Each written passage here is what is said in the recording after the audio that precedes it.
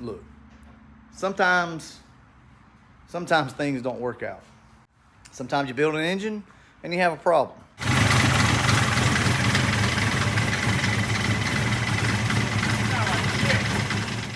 Guys, I'm not sure what it is, but if you remember from day one, I said it had some type of noise.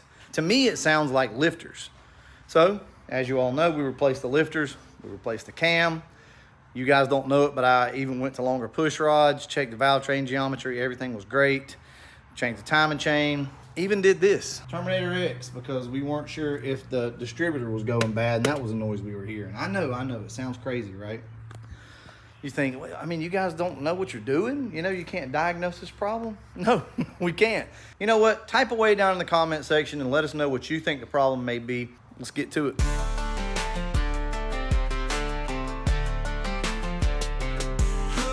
Hopped in the driveway, crack open a cold one, and thank God for this day. Hands get dirty, but we're having a blast. Sipping on some booze, forgetting the past. Beers and riches, that's our kind of fun. Good friends and good times under the setting sun. We ain't got no worries, we're just living free beers and riches, working on our fox bodies. Hard work pays the bills, and these old cars provide the thrills. Smell of smoke rips, feel the night. Hear the boys trying to fire up this old mirror.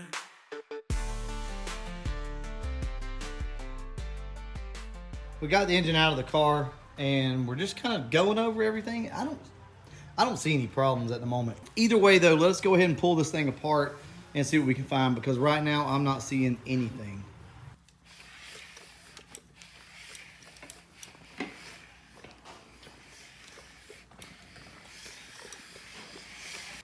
Nate's gonna come by tomorrow, Joe Nate, and he's gonna look everything over, but I am gonna go ahead and pull the engine apart.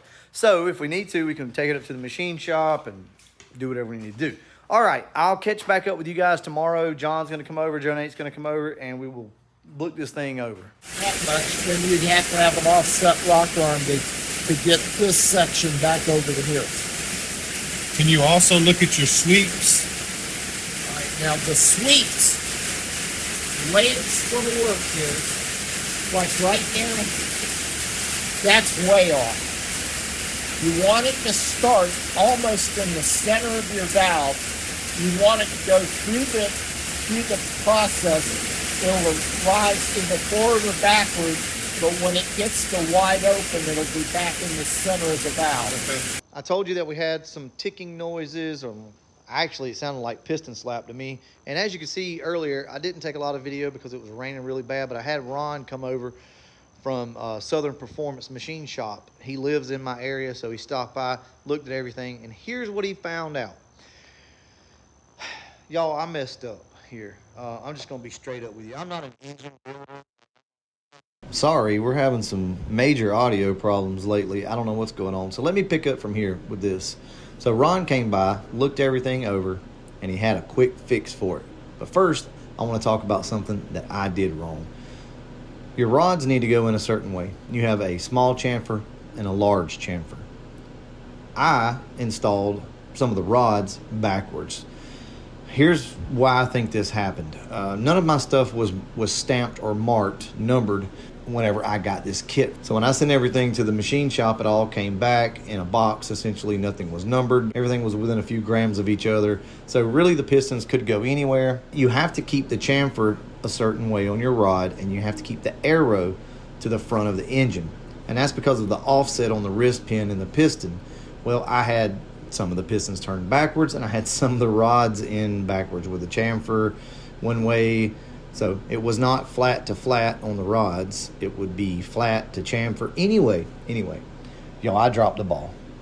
That's my bad. It was late at night. I was in a rush. I've never done that before, but for some reason, I threw them in wrong.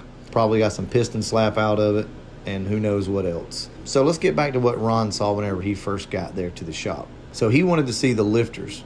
So showed him the valley, and he said, all right, I want you to pick up on the dog bones with the spider bolted down. Sure enough, everything was pretty loose. I could pick the dog bones up, pretty good bit.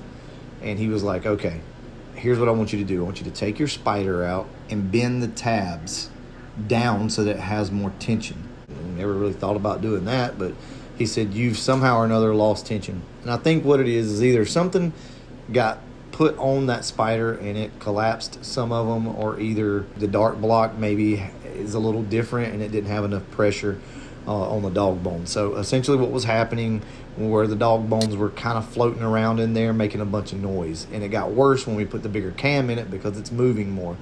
Was that the issue that we had? I'm not 100% sure. We don't know yet, y'all, but we know we had some issues and we're going to go ahead and address them, put this thing back together. We'll see what happens. I'm not going to take you guys through the build process. There's no point in this. We'll probably just skip around to when we get the heads and everything else on it and show you guys what we got.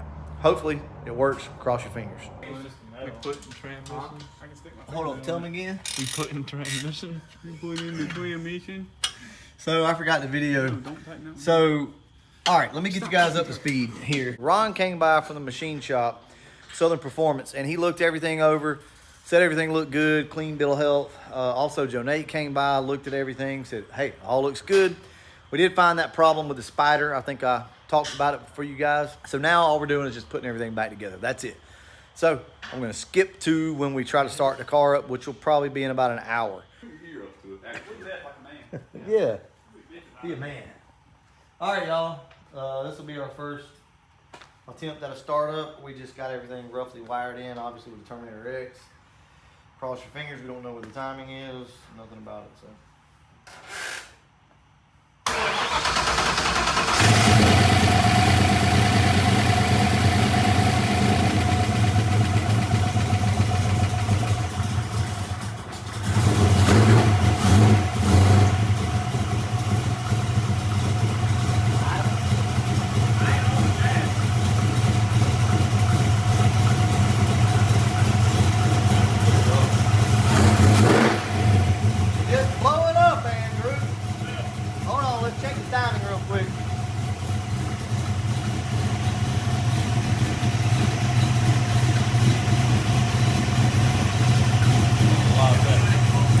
Yeah, that sounds a lot.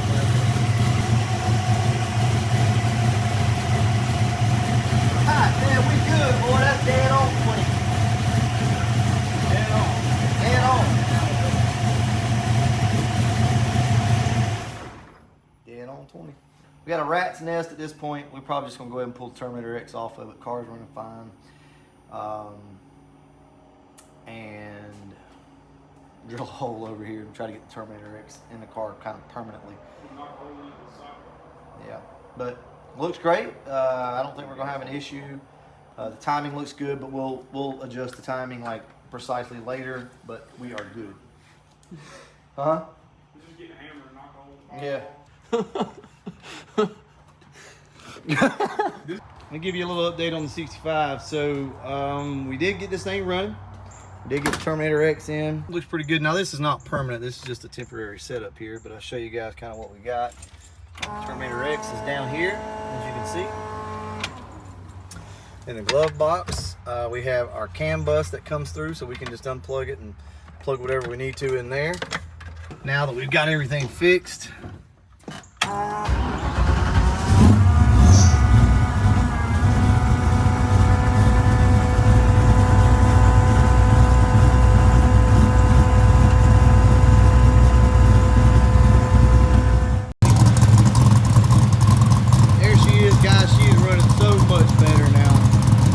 up front.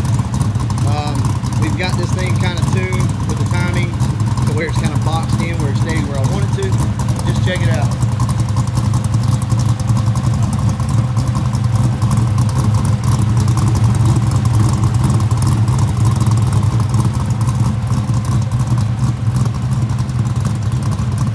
Walk up front, let you guys hear it. Nice and quiet.